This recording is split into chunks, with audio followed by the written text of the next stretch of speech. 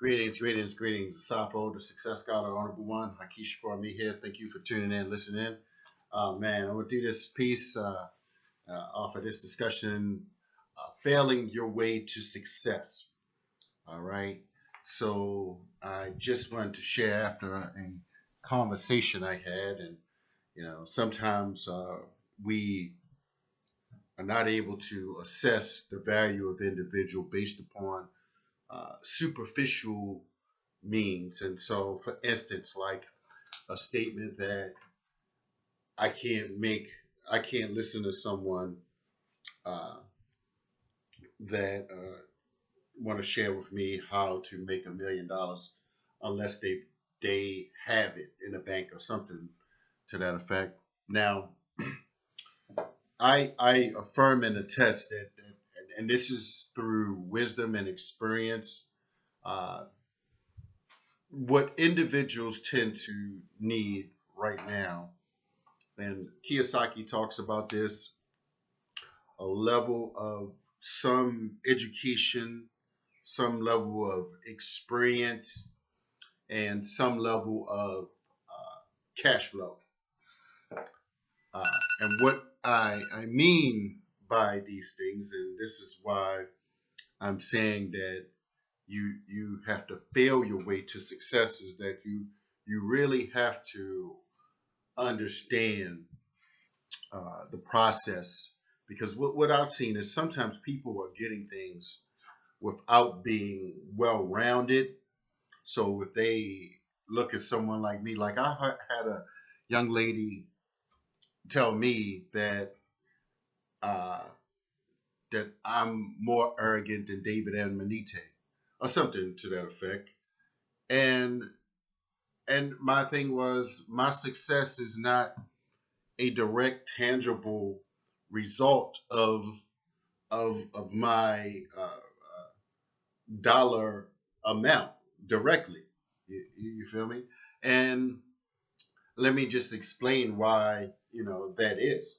I mean, because there are individuals who are quite happy and quite content with a career job. They take care of their bills and they work. They are professionals, high paid professionals out here, doctors, lawyers, and educated people that are high up in various corporations or companies that do quite well. So I'm not one to say this is why I say I'm the success scholar. You see, because I'm teaching a well-rounded strategy for absolute success. And so one thing that I did learn and make the adjustments, and this is what I mean by failing your way to success, and hopefully you will be able to not, if you do not choose to, repeat some of the processes that I've had to experience over the years, in my desire to have this well-rounded being, or to be well-rounded, to develop myself. And yes, I do share how I read 100 books a year for 11 years on a diverse amount of topics, and that gives me what I call the slight edge on some things, because it's all about what I particularly know, and and the experiences that I've gained from some very wise people in terms of wealth building, in terms of organizing, in terms of community building. So I learned a lot of different strategies from a lot of well-rounded, successful-minded people, and not all of my studies actually were in the area of getting money, or maximizing my absolute profit. I attempted to stay balanced and healthy and holistic in terms of understanding that money is certainly a tool, and this is where my wisdom come along. This is why a sister can perceive my comments and say, I think that I'm bigger than David Amenite. Now, for those who may not know, David Amenite is a young brother, 30 years old. I mean, someone that I respected, and I do respect in many different ways. Uh, a gentleman that made like $2 million a year. I'm sorry, was it 2 million a month? Not 2 million a month. It was 2 million a year, approximately, at a particular time in the organogold business. So, and you know, people, some gonna like you, some don't. So I realized that, uh, and what I had to recognize with that is that I'm not David Emanite. And whether, I'm not comparing myself, and I do not directly compare myself with everyone, because we all have our own path. We all have families. We all have support systems. We all have bills. We all have priorities. My mission is to preserve my life, my freedom, and future economic opportunity. Now, going back in terms of my failures, uh, uh, one thing that I wish that I would have done a little earlier and found some balance in, because now uh, individuals may not perceive the depth of my knowledge until you actually have $1 million or whatever it is. But the truth of the matter is that on average, most people are not going to make you know that type of money. You got to be really, really connected, or someone really has to bring you up. And so, fortunately, through my experience and my wisdom and my growth and evolution, I didn't always have in my mind to absolutely to get around or stand be around persons, wealthy individuals, because growing up in an urban environment, you learn that rich people are bad, and money is the root of all evil, and all these other things. So from the time I went into the Navy, I did begin to study some things, and learn, and found out about network marketing, uh, and what I learned actually from that, and several different network marketing companies that I was blessed to be a part of. I wouldn't change the experience. I wouldn't change the Navy experience. I wouldn't change the experience in the fire service. I wouldn't change the experiences that I've had in conscious circles, if you will. Uh, I wouldn't change. What's the other one that I usually talk about? The streets. What I've learned from the streets. So uh, I believe that a synergistic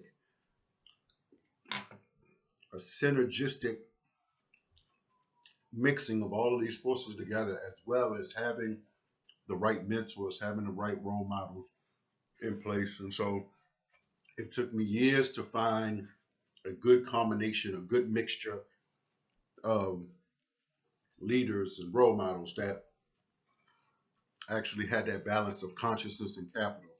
So what I'm going to say is,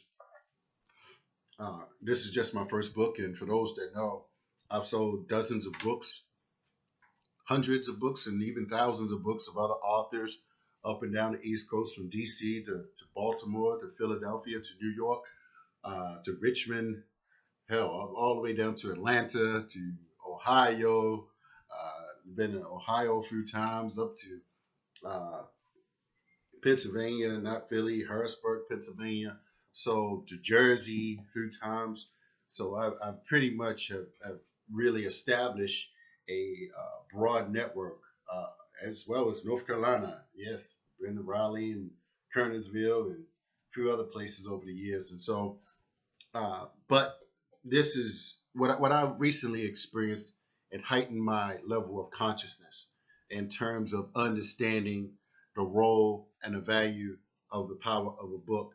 And so, if you are an author, or if you are not an author of a quality book with a quality cover at a reasonable price, with a proper forward, or partnering, and having good quality content that's going to empower people, transform a people, or transform a community, or give uh, the correct, solid information that you experience, you're in a good position. So this book with Les Brown and Dr. George C. Frazier, for those that may not know, I co-authored that book and working on several others. And what I recently went to a workshop with a multi millionaire because I've had to really transform myself. So in like 30 days, 9 of those days were spent with multi millionaires.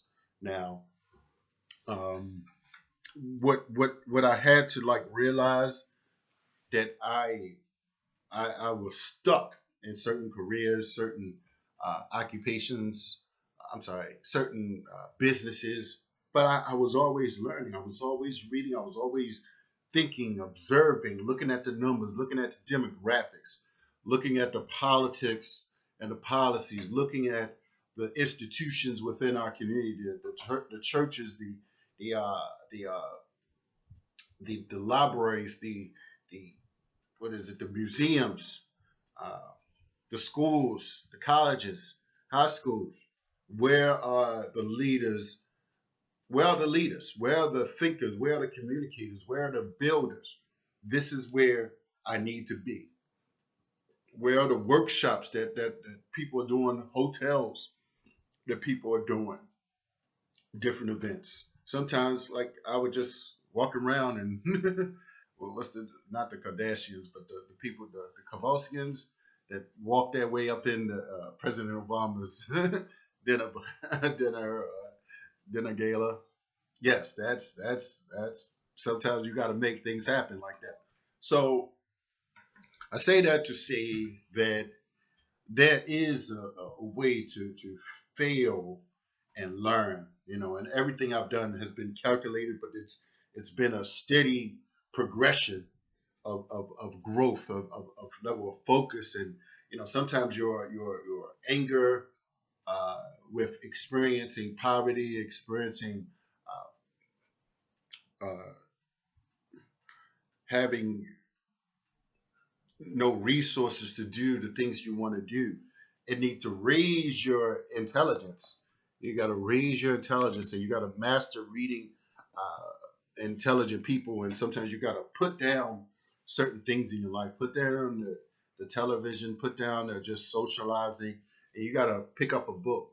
You got to pick up a book like I did. People sometimes it blows people's mind when I say I read 100 books a year for 11 years, and I know that only one percentage of 1% of the people on the planet probably done that. And I know Tony Robbins actually had done it. And I'll be going to his training soon as well. But because I feel that he's gonna, appreciate the work that I'm doing, as well as several other amazing individuals, like the gentleman that I was with, the multi millionaire. See, and that's where sometimes we spend a lot of time. We spend a lot of our time with the wrong people. We spend too much time trying to pull people along, when you need to just pick up your own bootstraps and you run for the promised land first and foremost, and you throw them a net, you throw them a line.